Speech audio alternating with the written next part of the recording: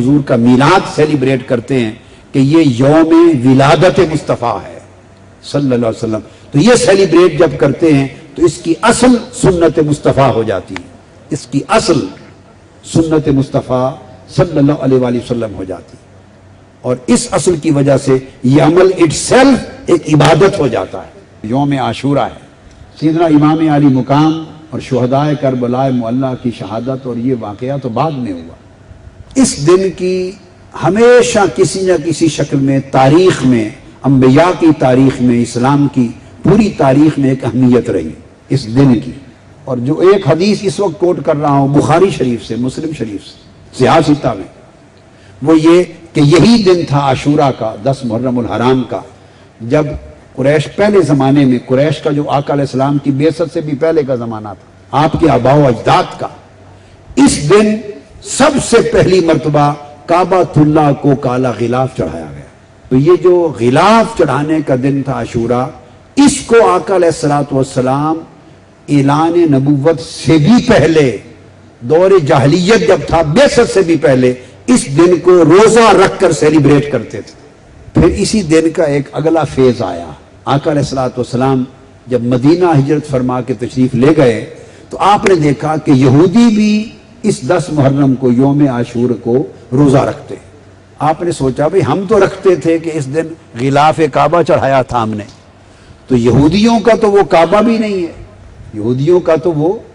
کعبہ ہی نہیں ہے، ان کا قبلہ تو بیت المقدس ہے، القدس۔ ان سے پوچھا تم کیوں روزہ رکھتے ہو؟ اب اس کی ایک اور تعبیر آ گئی، تو یہودیوں نے بتایا کہ یہ وہ دن ہے جس دن موسیٰ علیہ السلام کو اللہ نے نجات اور فتح عطا کی تھی فرعون پر، وہ ڈوب گیا تھا اور موسیٰ علیہ السلام دریائے نیل سے فتح یاب ہو کر عبور کر کے اپنی امت کو وادی سینا میں لے گئے تھے، صحرائے سینا میں۔ تو چونکہ اس دن بنی اسرائیل کو نجات ملی اور فتح ہوئی، ہم وہ دن سیلیبریٹ کرتے ہیں، خوشی مناتے ہیں، اس دن کی سیلیبریشن میں روزہ رکھتے ہیں۔ تو آقا علیہ السلام کو جب صحابہ کرام نے بتایا تو حضور نے فرمایا کہ ہم ان یہودیوں سے بڑھ کر موسیٰ علیہ السلام کے وارث و حقدار ہیں، لہذا وہ ایک دن روزہ رکھتے ہیں، تم 2 دن روزہ رکھا کرو۔ حضور علیہ السلام نے 2 روزے رکھوائے۔ تو پہلے غلاف کعبہ چڑھانے کو سیلیبریٹ کرتے تھے اس شکل میں، جب ادھر آئے تو یہ سیلیبریشن خوشی کی سیلیبریشن ہو گئی کہ یوم فتح تھا، تو آقا علیہ السلام نے 2 روزے رکھوائے۔ اب دوسری حدیث، حضور علیہ السلام نے فرمایا جمعہ کا دن، فرمایا یہ یوم عید ہے، اسے عید کا دن منایا کرو، اور اس دن کثرت کے ساتھ مجھ پر درود و سلام پڑھا کرو۔ صحابہ کرام نے عرض کیا یا رسول اللہ، اس کی افضل دن ہونے اور آپ پر کثرت سے درود و سلام اس دن پڑھنے، اس کی وجہ کیا ہے؟ فرمایا فیہ خلق آدم، یہ حضرت آدم کے میلاد کا دن ہے۔ اب ایک تیسری حدیث، جب معراج کی شب آقا القدس بیت المقدس پہنچے اور وہاں سے پھر معراج کے لیے گئے، تو حدیث پاک میں آتا ہے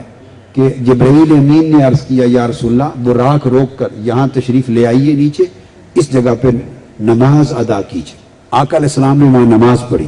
جب نماز پڑھ چکے تو جبرائیل امین نے عرض کیا یا رسول اللہ، آپ کو معلوم ہے جس جگہ آپ کو نماز پڑھائی گئی یہ کون سی جگہ ہے؟ اور خود عرض کیا کہ یہ عیسیٰ علیہ السلام کی میلاد کی جگہ ہے، کہ میں نے اپنے سے پہلے پیغمبر کا میلاد وہاں جا کر منایا ہے، تم قیامت تک میرا میلاد منانا۔ حدیث پاک میں ہے کہ جب مدینہ میں آقا علیہ السلام ہجرت فرما کے تشریف لے آئے تو آپ نے بکرے منگوائے اور کھانا پکایا، بکرے ذبح کیے، کھانا پکایا اور خوشی کے ساتھ لوگوں کو کھلایا۔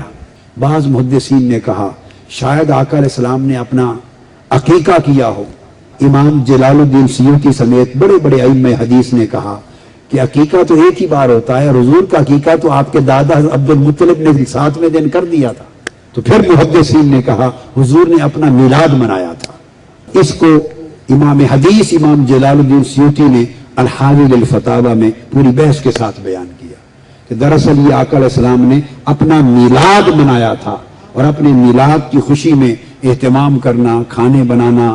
جشن کرنا، تقسیم کرنا، خیرات کرنا، یہ سارا عمل جب امت کرے تو حضور نے خود اس لیے کیا کہ یہ میری اپنی سنت بن جائے صلی اللہ علیہ وسلم۔